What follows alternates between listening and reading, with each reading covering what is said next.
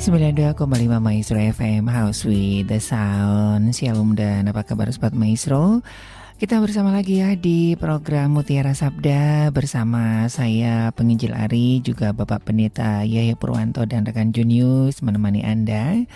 Dan iya spesial ya, mulai hari ini Anda bisa langsung menyaksikan ataupun juga menikmati siaran Mutiara Sabda via YouTube juga Sobat Maestro ya, di live.maestro Radio Bandung YouTube channel ya. Maestro di live.maestro Radio Bandung YouTube channel. Anda juga bisa mengirimkan pertanyaan-pertanyaan ataupun berdiskusi di kolom komentar ya di live.maestro Radio Bandung YouTube channel. Atau juga Anda juga bisa di via WhatsApp ya untuk pertanyaan-pertanyaan Anda di 081 321 000925. Kalau misalkan Anda agak kesulitan, Anda bisa WhatsApp, nanti kita akan kirimkan linknya ya agar Anda bisa mengikuti Mutiara Sabda via YouTube channel. Sudah bersama-sama dengan kita ya Bapak Pendeta Yaya Purwanto. Selamat bertemu kembali Pak Pendeta Yaya Purwanto. Selamat berjumpa kembali Sobat Maestro yang ada di mana saja. Kita di acara Mutiara Sabda ya tanggal 17 Januari hari ini ya.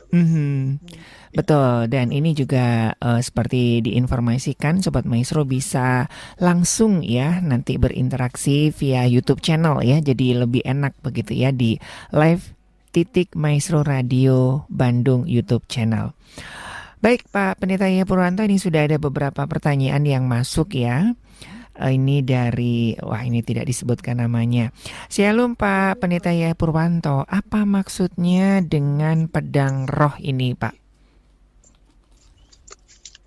Jadi kalau kita membaca pedang roh itu, pedang itu senjata sebetulnya ya.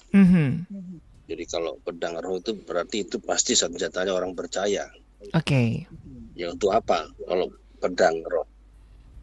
Bukan untuk perang secara fisik seperti perang yang ada di mana-mana.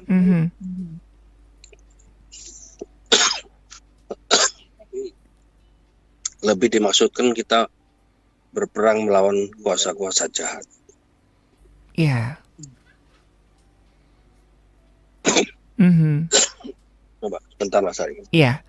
Agak ada batuk dikit nih. Oke. Iya, silakan ya. Jadi iblis itu kita perang sebetulnya melawan iblis ya. Karena iblis itu selalu mau menghancurkan kita sebagai orang percaya. Iya. Supaya ya kita ngikut dia. Itu maksudnya. Nah, makanya pedang roh ini sebetulnya lebih banyak diartikan firman Tuhan. Itu kita bisa baca di Efesus 6 ayat 17. Oke. Coba Mas Ari buka. Baik, kita akan lihat firman Tuhan dalam Efesus 6 ayat yang sebentar. Coba dibuka. Ya, ini dari mulai ayat yang ke-10 ya Sobat Maestro ya. Ini mengenai perlengkapan rohani ya. Betul.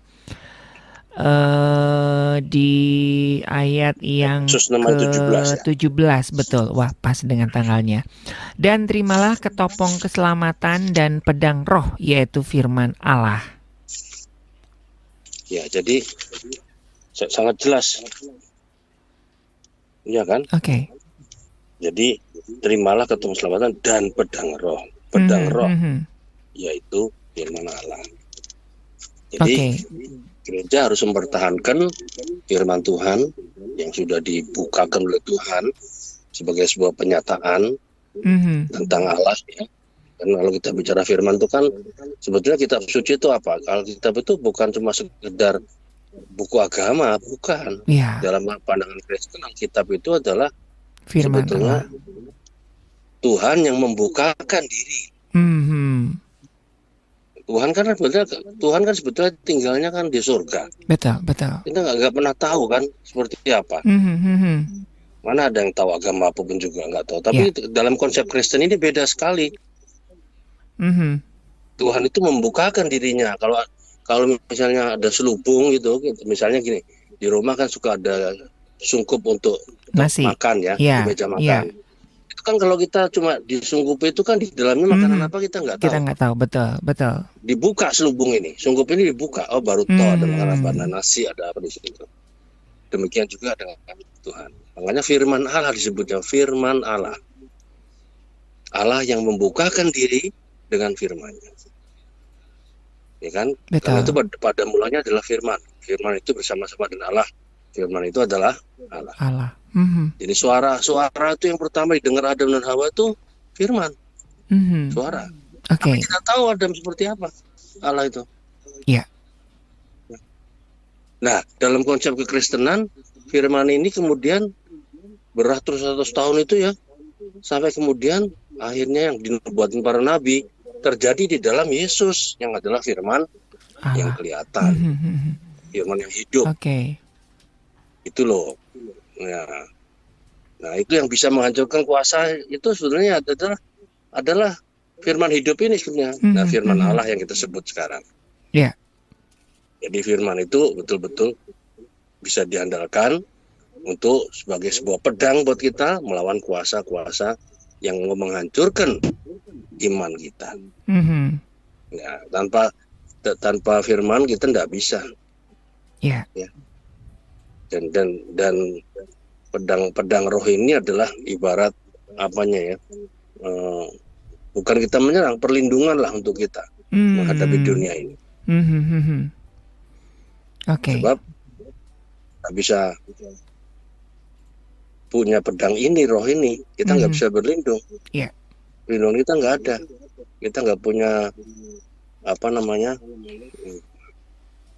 penghambat untuk supaya dunia tidak menguasai kita gitu. Jadi artinya pedang roh ini adalah simbolisasi dari firman Allah itu ya Pak ya? Karena untuk itu melawan itu loh. Karena itu mempertahankan. Sebetulnya bukan untuk menyerang ya. Melawan. Karena itu kalau nggak dibentengi oleh ini nggak bisa. Jadi kalau kita menyangkal kebenaran firman Tuhan, kita nggak mau gunakan itu kan, yang bisa diandalkan. Ya kita akan menyerahkan diri pada iblis, udah pasti. Nah, dunia itu dikuasai iblis kok. Sejak Kejadian pasal 6 ayat berapa 4 itu kan, bahwa manusia semakin jahat kan. Betul. Di situ maksudnya. Jadi gambaran itu yang sangat jelas. Jadi itu sebetulnya pedang itu sebagai sebuah perlindungan dari pihak Tuhan untuk manusia. Nah, kalau kita pegang itu, kita benar kekuatan memegang firman itu loh. Dalam menghambat arus dunia yang jahat ini untuk menguasai hidup kita. Makanya kenapa orang yang mau melakukan firman itu adalah orang yang berbahagia dikatakan di Alkitab. Ya kan? Jadi artinya ketika kita, nah ini cukup bagus juga ya pertanyaannya ya Pak ya. Ketika kita tidak membaca firman, ini nanti kayaknya nyambung dengan Ibu Sri deh. Ketika kita tidak membaca firman ataupun tidak mengenal firman itu artinya kita tidak punya pedang roh gitu atau gimana Pak? Iya, jadi kita tidak memakai pedang roh itu sebagai alat untuk kita. Tahankan diri kita di tengah-tengah dunia ini. Bayangkan kita melawan, kalau orang mau berperang beneran ya, kalau nggak ada senjatanya gimana? Kalau perang secara duniawi kan harus punya alutsista, makanya Indonesia kenapa membeli alutsista kan? Tapi alutsista itu nggak gampang dibeli karena kalau yang perang beneran ya ini ya, alutsista itu kan ada regulasinya ya Pak. Iya, ada aturannya. Nggak mau negara kasih senjata pada kita yang paling baru. Iya. Nggak mungkin. Yang senjata yang sudah usang-usang itulah. Atau yang sudah seri lama tapi dibuat baru gitu Mas ya gitu. Kira-kira gitu loh. Tidak mungkin senjata baru atau diberikan pada kita. Negara maju itu nggak mungkin. Ada aturannya. Takut mereka juga kan begitu kan. Bayangin kalau Amerika punya pesawat jet tempur terakhir, lalu Indonesia punya pesawat jet tempur terakhir yang sama, ya takut kan. Dikasih yang teknologinya sederhana mungkin, tapi baru dibikinin kan gitu. Nah ini sama saja begitu. Jadi orang kalau menghadapi kuasa-kuasa kejahatan tanpa pedang roh ini tidak mungkin bisa. Oke. Jadi artinya nih mutlak ya Pak ya, wajib harus dimiliki setiap orang percaya Pak ya, wajib ya. Harus. Ya. Harus. Kalau orang tidak mau pakai ini ya kalah pasti. Ya. Oke. Ya. Ada lagi Pak sebelum kita kayaknya ini nyambung dengan pertanyaan Ibu Sri, cukup ya Pak ya? Sebetulnya kata-kata tentang pedang ini juga sudah ada gambaran tentang pedang ya, yang digambarkan di Yesaya pasal yang mungkin 40-an ke atas itu lah, kira-kira gitu, bahwa pakai bahasa kiasan bahwa nabi-nabi yang mengucapkan firman Tuhan itu seperti pedang firman. Oh, betul. Membawakan ajaran benar seperti pedang, yang artinya apa? Nanti memberikan gambaran kalau dibelah dengan pedang itu nanti ada yang benar, ada yang nggak benar. Oke. Gitu loh. Iya. Nah, ini nyambung dengan pertanyaan Ibu Sri ya, Pak Yahya, apakah tidak membaca Alkitab itu dosa, Pak? Nah, ini sekarang kita ngomongin dosa atau nggak dosa ini, Pak? Nggak dosa ya. Kalau kita ngomongin dosa nggak dosa, saya mau jelasin dulu, agak sedikit panjang. Iya. Kita mesti tahu dulu dosa itu apa. Iya. Dosa itu adalah sebuah sikap yang dimana manusia akhirnya tidak memuliakan Tuhan sama sekali. Nah itu bentuk yang ada di dalam perbuatan yang tidak memuliakan Tuhan ini, ya, itu ada di dalam Alkitab ada 4 kriterianya. Yang pertama apa? Orang yang melanggar hukum Allah. Iya. Orang melanggar hukum Allah itu pasti dosa. Ya karena dia perbuatannya berarti nggak memuliakan Tuhan kan? Iya. Yang kedua, orang yang tidak menjalankan hidupnya berdasarkan iman. Ya, coba mungkin kita buka sama-sama Mas Ari. Iya.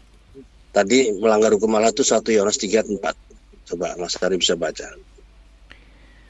1 Yohanes 3 ayat 4. Ya, demikian firman Tuhan 1 Yohanes 3 ayat yang keempat. Setiap orang yang berbuat dosa melanggar juga hukum Allah, sebab dosa ialah pelanggaran hukum Allah.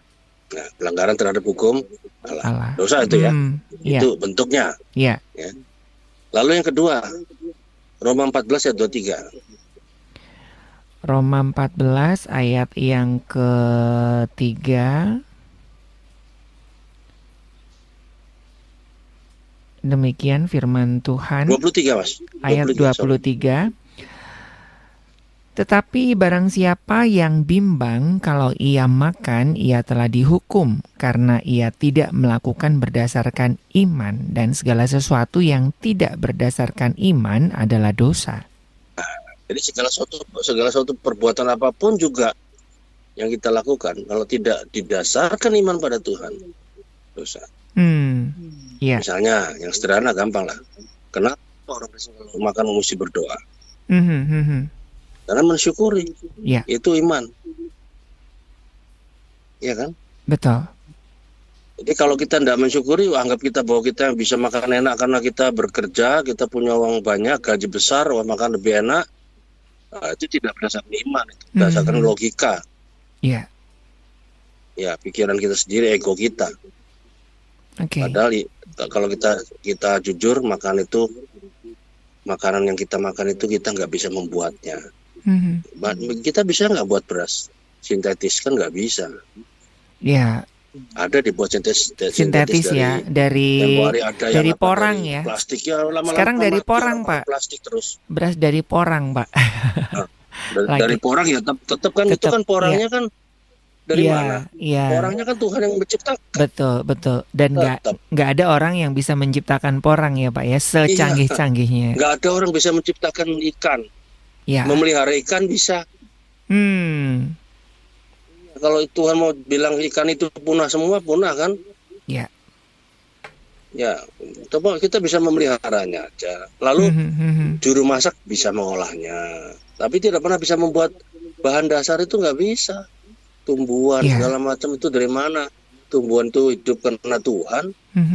Manusia hanya mencangkul, menanam, menyiram. Ya. Yang untuk hasil pertumbuhan sampai berbuah berlipat kali ganda Tuhan kan. Betul. Lalu kemudian ketika kita makan, itu juga ada iman di situ, karena bayangkan kalau kita stroke misalnya, stroke di bagian mulut, kan kita nggak bisa makan. Iya. Nah, di situ ada unsur Tuhan juga. Jangankan stroke Pak, ini sakit gigi aja. Sakit gigi aja sudah. Nah, tapi katanya sakit gigi itu paling berat katanya. Betul. Gitu. Nah itu contoh. Ya. Belum yang lainnya kalau kita bekerja, nipu orang, itu kan jelas gak dasarnya iman. Ya. Iya, ya toh. Banyak lah ya. Itu kita bisa beri contoh-contohnya. Segala perbuatan yang didasarkan iman. Nah kemudian yang ketiga, nah ini yang biasa orang sebut 1 Yohanes 5:17. 1 Yohanes 5 ayat 17. Demikian firman Tuhan.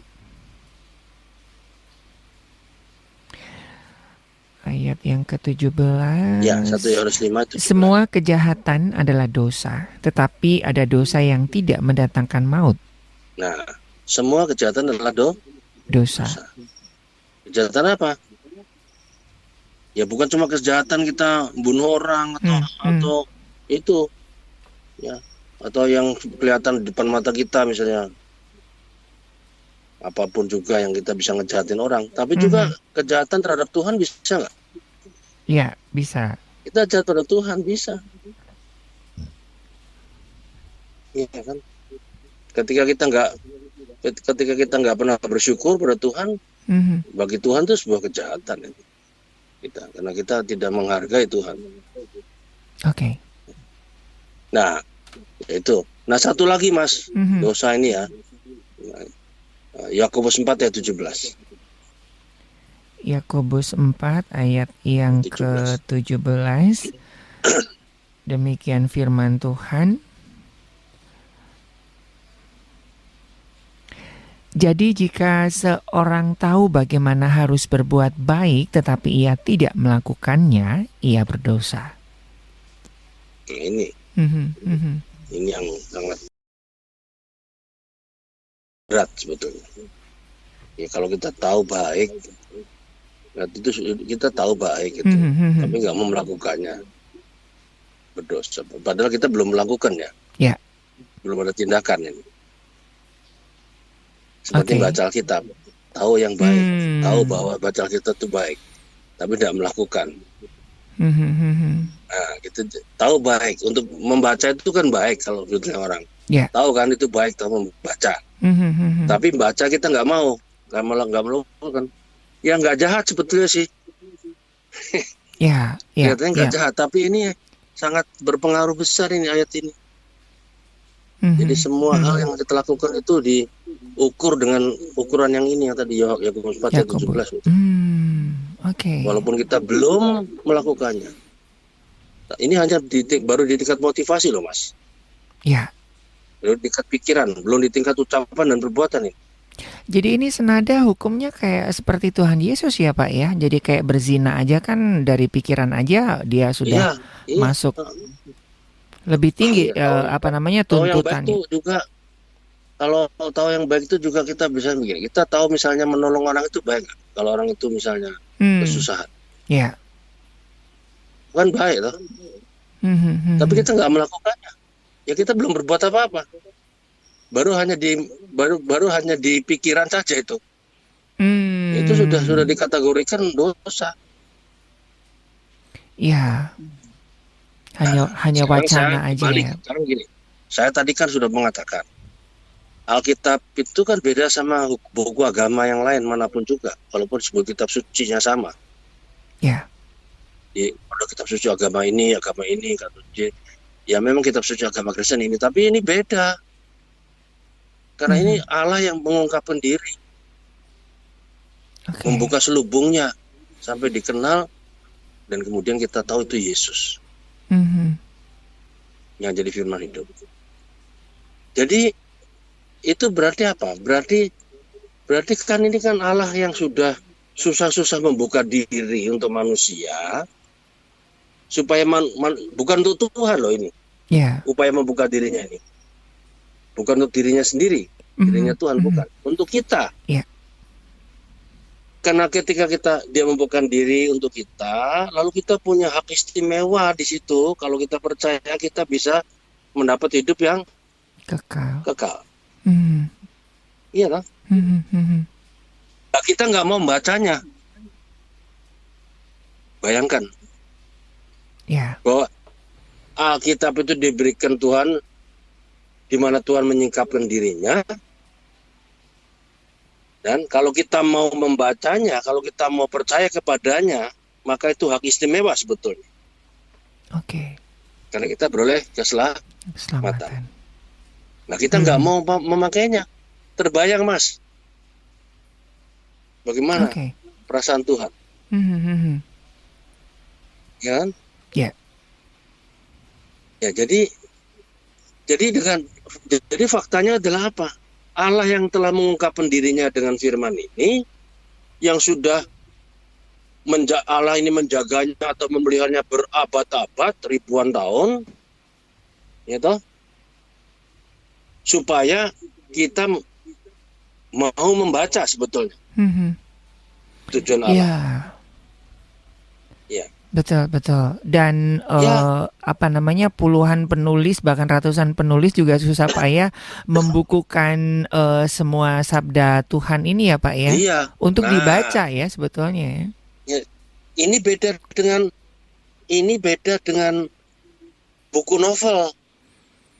Orang menuliskan buku novel, dia nggak peduli orang mau baca apa tidak. Yang penting buku novelnya laku. Iya. Kalau Alkitab ini beda. Dan itu tidak membawa keselamatan ya, tapi dikejar-kejar orang. Jadi ia menuliskan buku ini untuk manusia, mengungkap dirinya supaya manusia bisa selamat. Ia sangat peduli pada kita, tapi kita nggak mau peduli. Jadi beda. Dia mengungkapkan buku ini pada kita karena dia peduli supaya kita membacanya. Jadi Allah menghendaki supaya kita membaca firman-Nya.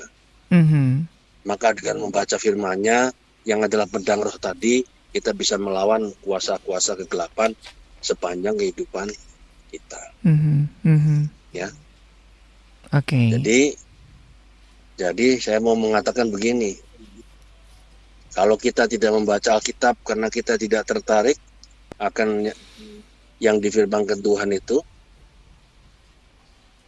atau sebut saja sikap apatis, tidak tertarik, maka itu adalah sebuah kesembronoan kita.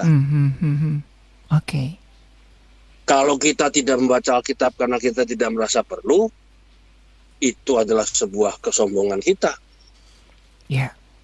Allah sudah mau datang ke dalam dunia. Kalau kita tidak membaca Alkitab karena kita nggak sempat atau nggak anggap penting, maka kita sebagai manusia yang diciptakan Tuhan keliru. Keliru memprioritaskan sesuatu di dunia ini. Ya kan? Ini lebih daripada uang yang kita miliki banyak loh. Makanya kenapa Yesus mengatakan dalam Matius 6:33, carilah dahulu kerajaan Allah dan kebenarannya, maka semuanya akan ditambahkan kepada. Amin. Iya. Iya kan? Betul. Jadi kalau kita tidak baca Alkitab karena nggak sempat dan nggak anggap penting, ya prioritas kita keliru. Kita anggap duit lebih penting daripada firman. Tapi Yesus mengajar, cari dulu kerajaan Allah kebenarannya, semua ditambahkan. Betul. Berarti kan itu prioritas kita di situ kan? Ini yang makanya di dalam Mazmur 119, Mazmur tentang firman Tuhan itu, di situ pemazmur itu yang sangat gandrung kepada firman, itu di situ memakai istilah-istilah yang sangat luar biasa. Setiap hari aku mengamat-amati firman-Mu. Setiap saat aku belajar firman-Mu. Setiap waktu aku berpegang pada firman-Mu, setiap hari aku menceritakan kepada anak-anakku, setiap saat saya merenungkan firman itu ada semua di Mazmur 119. Mazmur tentang firman. Nah, semua yang saya katakan tadi, mengamat-amati, belajar, berpegang, menceritakan, merenungkan, itu adalah semua tindakan yang mengasumsikan itu membaca Alkitab, membaca firman. Ya. Bukan maksudnya baca secara literar, secara hurufiah saja, tapi keingintahuan kita untuk firman Allah. Keingintahuan kita akan Tuhan yang membukakan diri pada kita, dan kalau kita bisa melakukan, membagikannya pada orang lain, itu luar biasa. Ya. Okay. Karena itu Rasul Paulus juga pernah mengatakan kan, kalau sebagai pekerja tidak usah malu memberitakan firman Tuhan kepada Timotius. Ya, pesankan itu nggak usah malu. Kalau itu memberitakan perkataan kebenaran Tuhan. Nah, jadi kalau orang nggak membaca Alkitab, dosa nggak? Dari sini saja kita sudah bisa simpulkan. Iya, betul. Iya kan? Iya, ini penjelasan yang mungkin cukup masuk akal ya. Kalau misalkan langsung dosa nggak dosa kok, kayaknya nggak adil gitu ya. Tapi dengan uraian 4 hal yang mengarah kepada hal dosa ya, khususnya bagian yang keempat ya, tahu berbuat baik tapi tidak melakukan. Nah, itu juga masuk dalam ranah dosa. Nah, ini buat kita mungkin lebih persuasif, Pak. Sama saja Mas Hari kalau misalkan mau menyelamatkan orang, tapi orang itu menolak terus, jengkel nggak kita sebetulnya? Kalau secara manusia jengkel kita. Orang itu udah mau kelelep, dikasih tali nggak mau pegang, malah mau mati, kan salah.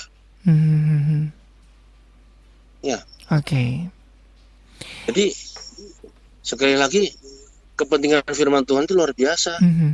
Ya, tadi saya sudah mengatakan di awal, memampukan kita untuk menghadapi kuasa iblis, pedang roh kan tadi kan. Betul. Tantangan hidup kita yang penuh dengan kejahatan ini.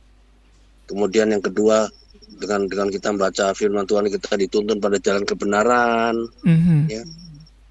Dan kemudian yang ketiga, barangkali kalau kita mengetahui isi pedang roh tadi, maka kita bisa dapat menyampaikan kesaksian yang tepat pada dunia. Betul. Iya kan? Betul. Ya. Jadi kesaksian kita nggak ngawur, nggak cuma dari kata-kata kita sendiri. Ngomong sama orang. Kita ngomong sama orang ada dasarnya firman Tuhan. Bayangkan kalau ada orang Kristen yang sama sekali tidak mengenal firman Tuhan, maka ya pasti orang berkesan, ini Kristen apa? Kristen nggak bisa jawab. Kristen yang mengecewakan. Iya kan? Iya. Oke, terima kasih buat Ibu Sri ya, mengingatkan kita untuk gerakan gemar kembali membaca Alkitab ya, karena di semua gereja pasti sudah diberikan panduan ya Pak ya, ayat-ayat pembacaan harian dan segala macamnya. Sudah diberikan semua panduannya. Jadi berikan firman Tuhan itu ya, kita boleh bersyukur bahwa itulah yang Tuhan Yesus ingin saya lakukan. Makanya kenapa Yesus dalam doanya, doa yang terpanjang dari Tuhan Yesus, ya, itu di Yohanes 17, Mas. Coba dibuka. Yohanes 17 ayat 17. Wah, ini mengarah pada tanggal ya sekarang ya Pak ya. Jadi jangan ini ya Sobat Maestro ya. Yohanes 17. Doa yang terpanjang ya. Yohanes 17-an. Betul. Ayat 17. Yohanes 17 ayat yang ke-17, demikian firman Tuhan. Kuduskanlah mereka. Betul ya Pak ya? Ya. Kuduskanlah mereka dalam kebenaran, firman-Mu adalah kebenaran. Nah, firman-Mu adalah kebenaran. Kalau kita melakukannya, pasti kita menjadi orang yang benar. Itu jawaban kita. Supaya kita tetap bisa hidup tidak di bawah kuasa dosa, tidak di bawah kuasa iblis, supaya kita belajar menerapkan firman, dan itu menyenangkan kita, membahagiakan kita. Betul. Karena kita telah melakukan apa yang Yesus ingin saya lakukan. Dan terutama, ya, yang salah satu membedakan Alkitab dengan kitab suci lain apa? Bahwa di situ Tuhan memberikan keselamatan. Pada manusia. Oke. Yang paling penting. Ya. Oke, semoga ini cukup jelas ya buat Ibu Sri ya. Terima kasih sudah mengingatkan kita. Kita ke pertanyaan selanjutnya, Pak Yakub, apa kabar? Terima kasih loh Pak Yakub ya, selalu berbagi pertanyaan dengan kita. Pak Pendeta Yahya, kemarin Pak Yahya menjelaskan tentang baptisan. Yang mau saya tanyakan adalah baptisan api. Seperti apakah itu? Apakah hanya makna simbolis? Atau seperti apa ini, Pak Pendeta Yahya? Ya, jadi memang itu memang simbolis. Dan ini sebetulnya terjadinya itu pada waktu di dalam Kisah Para Rasul, di mana para murid waktu itu menerima baptisan dengan lidah-lidah api yang menyala-nyala kan. Oke. Ya. Jadi baptisan yang waktu itu penuh kuasa yang luar biasa, sehingga pada waktu itu para murid bisa hidup bersaksi bagi Tuhan Yesus. Nah, ini sudah digambarkan oleh Yohanes Pembaptis di Matius pasal 3 kan, ayat 11. Betul. Aku menguraikan tali kasutnya nggak layak. Aku mau baptis dengan air, tapi dia membaptis kamu dengan Roh Kudus dan dengan api kan? Itu di sana. Jadi mengapa simbol api dipakai? Karena api itu merupakan alat yang membersihkan api.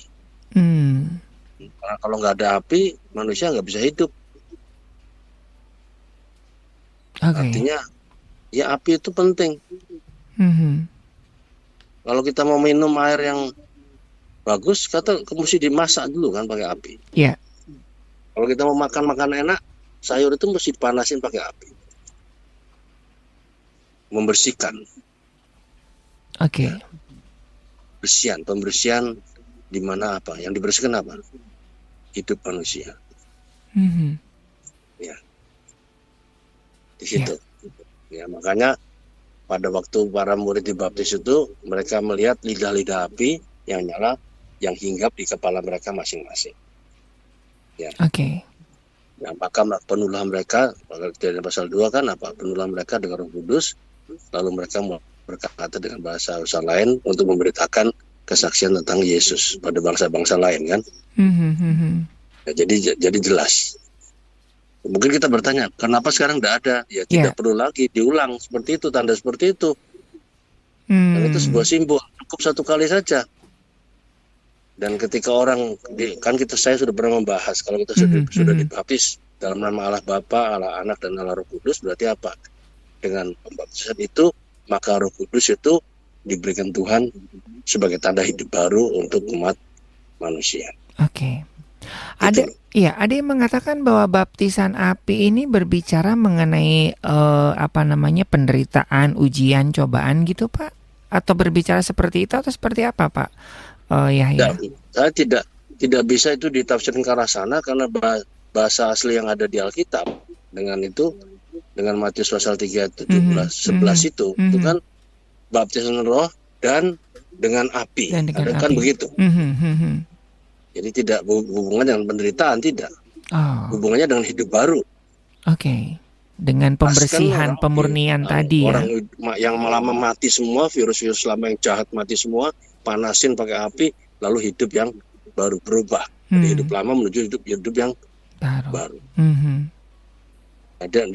Dengan seperti itu, maka ketika itu terjadi, maka orang luar bisa melihat, oh itu tandanya orang hidup baru. Orang pengikut Kristus yang hidup baru. Gitu loh. Lewat buah-buah yang ada pada orang-orang yang telah dibaptis tadi. Oke. Ya, kenapa? Karena orang yang memang sudah mengalami baptisan itu Roh Kudus itu artinya apa? Artinya orang yang sudah mengaku percaya pada Yesus, ya, lalu lahir baru, dari situ Roh Kudus diam dalam dirinya. Oke.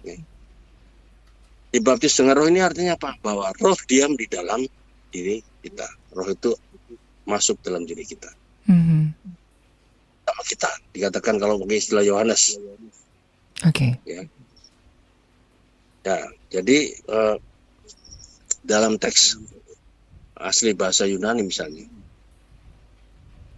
Di Yohanes pasal 1 ayat 33 Mas, coba dibaca.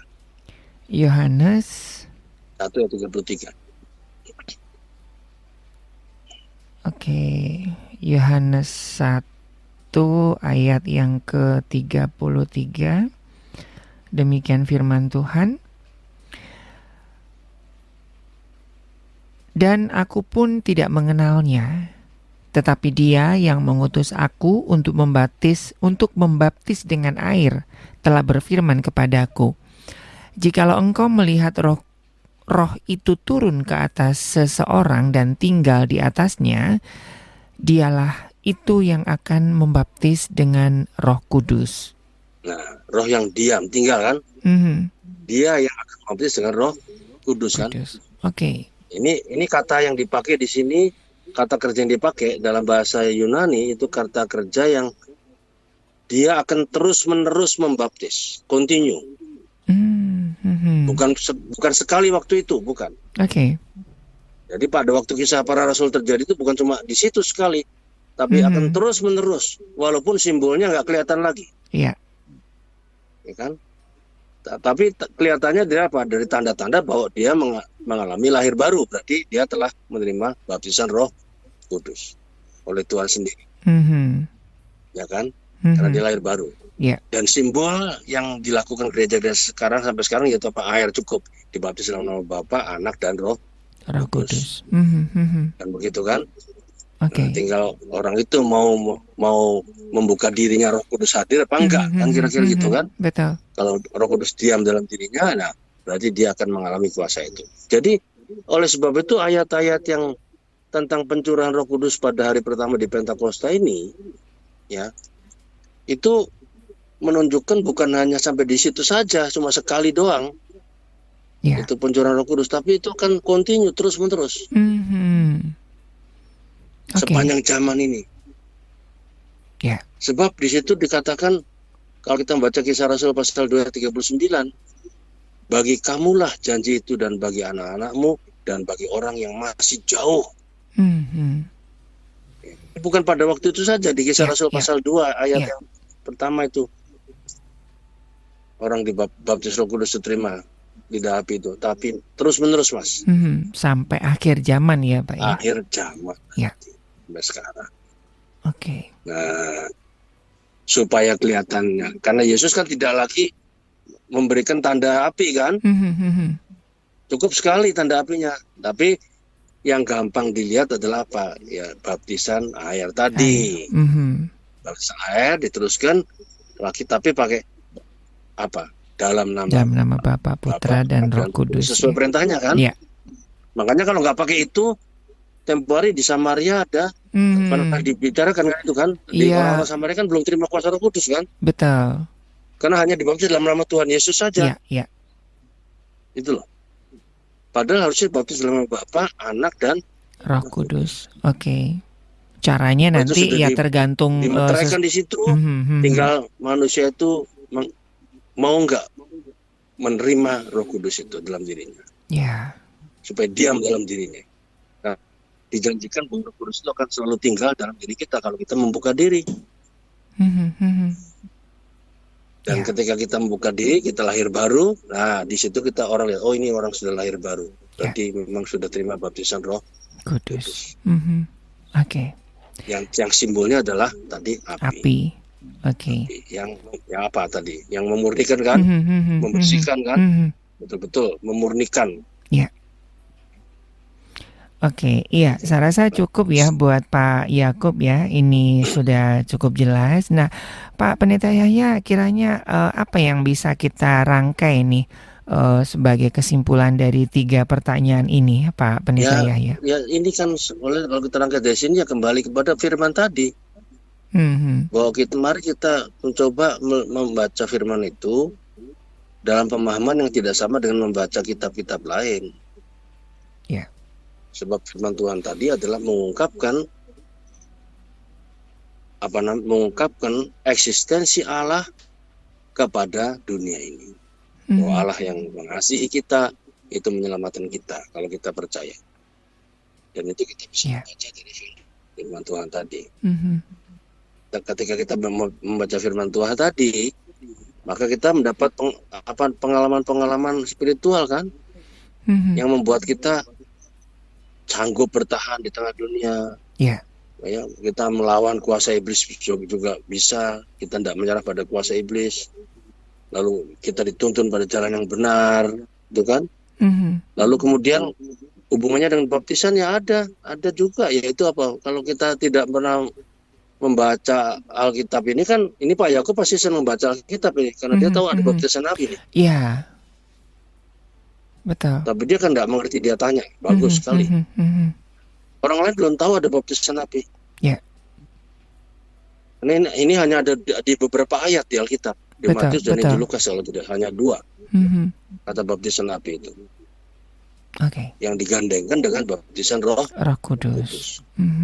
Sebetulnya nggak pakai api pun juga nggak masalah, cukup baptisan Roh Kudus. Tapi api itu menyimbolkan tadi alat pembersihan yang lebih daripada sekedar air, kan begitu kan? Iya. Api yang diturunkan Allah pada manusia itu apa? Membersihkan hidup manusia. Oke, semoga ini bisa membantu kita ya untuk lebih mencintai Alkitab ya, bukan mencintai tapi juga membaca dan menjalankannya. Sekali lagi terima kasih buat Pak Pendeta Yaya Purwanto buat hari ini, buat pemaparan 3 pertanyaan. Terima kasih Pak Maestro yang sudah bisa bersama-sama. Iya. Hamba Tuhan ya. Iya, dan terima kasih buat Anda yang juga sudah join di YouTube channel ya, di live.maestro Radio Bandung YouTube channel begitu ya. Anda boleh ya untuk berkomunikasi ataupun mengirimkan pertanyaan di kolom komentarnya ya di live.maestro Radio Bandung YouTube channel. Dan terima kasih buat Pak Yakub, Ibu Sri dan seorang sahabat kita ya. Baik Sobat Maestro, dari Gereja Maestro Jalan Kaca Piring 12 Bandung, saya penginjil Ari, Pak Pendeta Yaya Purwanto dan rekan Junius mohon pamit. Kita ketemu lagi di program Mutiara Sabda minggu depan. Tuhan memberkati. Sobat Maestro, Anda baru